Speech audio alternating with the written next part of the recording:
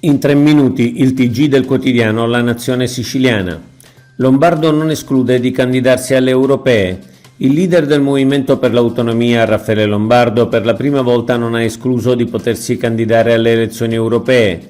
Io candidarmi alle europee mai dire mai, ha detto Lombardo. E in politica mai dire mai quasi sempre vuol dire sì. Una scelta di questo tipo costringerebbe Luca Sammartino a riflettere persino su una sua candidatura. Sarebbe davvero un bel redde razionem.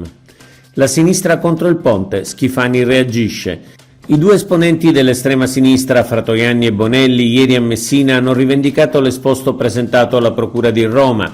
Dirigenti politici del centro-nord che scendono in Sicilia a spiegarci perché non abbiamo bisogno del ponte mettono davvero tristezza. Abbiamo messo in piedi un pool di avvocati, hanno detto Bonelli e Fratoianni, l'esposto era un atto necessario. E il presidente Schifani ha risposto a muso duro. Il no ideologico alle grandi opere per troppi anni ha paralizzato il paese. Siamo pronti anche a costituirci parte civile nei confronti di coloro i quali si rendessero protagonisti di azioni penali temerarie per rallentare l'opera. La Sicilia e l'Italia tutta non hanno più tempo da perdere. Formazione professionale, cambiare le norme. Tutti d'accordo, enti, deputati, lo stesso assessore, per cambiare le due norme sulla formazione professionale inserite a gennaio a sorpresa nella finanziaria regionale. C'è il rischio che si blocchi l'intero sistema perché gran parte degli enti non si è potuta adeguare alle nuove norme. Si rischia di favorire solo i grandi enti avendo abolito il tetto massimo per ente su ogni bando e obbligando ad assunzioni a tempo indeterminato per ogni sede distaccata. L'assessore Turano si è impegnato a portare una proposta di modifica, ma non si riesce a sapere chi inserì quelle norme in finanziaria. Ex PIP, la SAS assume 992 lavoratori. Procedura di assunzione per 992 lavoratori ex PIP. Il provvedimento è l'atto finale di un percorso sostenuto dalla Regione Siciliana che riguarderà soggetti individuati a seguito di una selezione. Era un impegno assunto, afferma il presidente Schifani, che è stato mantenuto.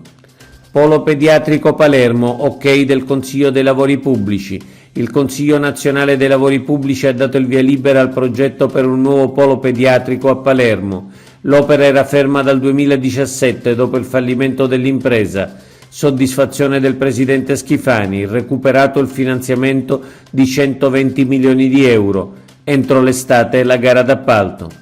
Continuano le proteste di agricoltori e allevatori. Ieri gli agricoltori del presidio permanente del Dittaino hanno organizzato una manifestazione lungo le vie d'accesso del Sicilia Outlet Village. Il traffico è stato bloccato in entrata e uscita nello svincolo autostradale, confermata la manifestazione di agricoltori e allevatori a Palermo per il 20 marzo. Violento incendio su Monte Inici a Castellammare del Golfo. Spento nella serata di ieri il violento incendio divampato sul Monte Inici sopra Castellammare del Golfo. L'incendio, partito nella serata di giorno 9, aveva minacciato le abitazioni della zona. I Canadair, a causa del forte vento di scirocco, non hanno potuto operare. Presenti vigili del fuoco di Trapani con squadre giunte da Palermo, nonché protezione civile e corpo forestale.